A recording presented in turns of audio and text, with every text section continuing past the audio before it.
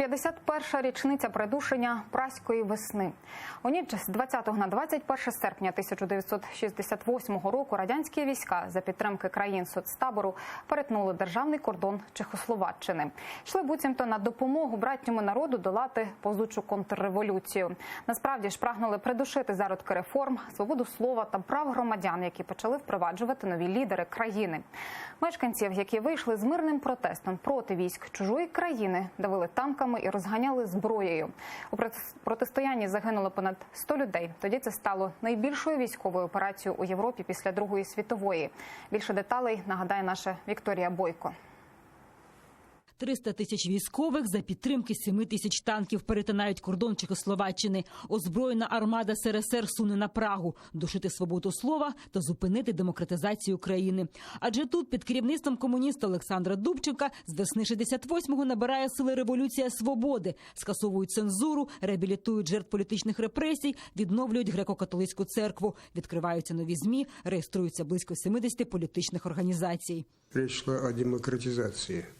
Как тогда провозгласил Александр Дубчик, построение социализма с человеческим лицом. То есть дать свободу прессе, людям.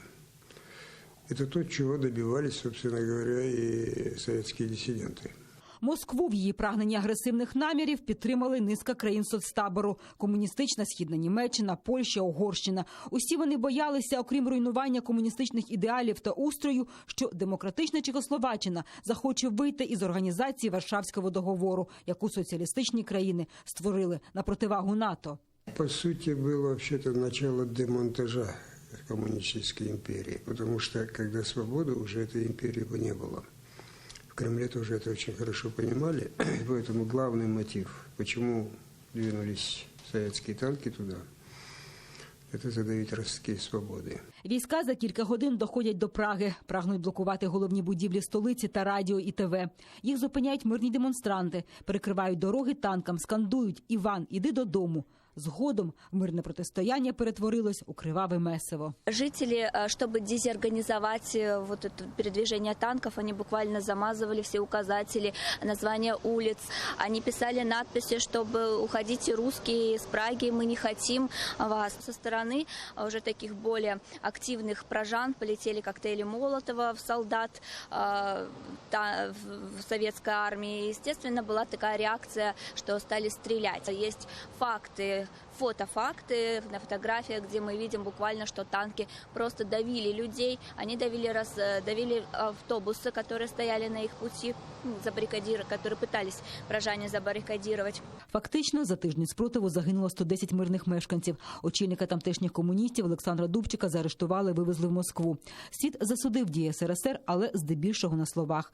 На захист Чехословаччини виступили в багатьох містах СРСР. Мустафа Джемілєв тоді перебував в Узбекистані і пам'ятає, як одразу після виступів протесту по всьому СРСР посилились репресії проти дисидентів та обшуки у них. Адже всі вони не приховувались і підписали відкрите звернення на захист Чехословаччини.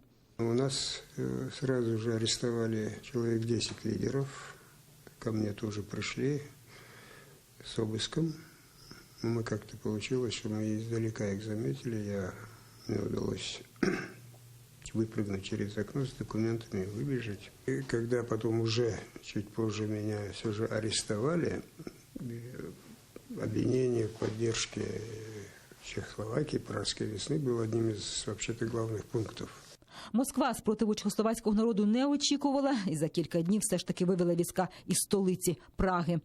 Але примусила керівництво Чехословаччини підписати угоду на умовах Кремля. Ніякої свободи, а радянські війська залишаються в країні. Чехословаччину повернули у радянський табір, вирватися з якого вона змогла лише з його розпадом. Вікторія Бойко, Максим Кондратенко, Заман, АТР.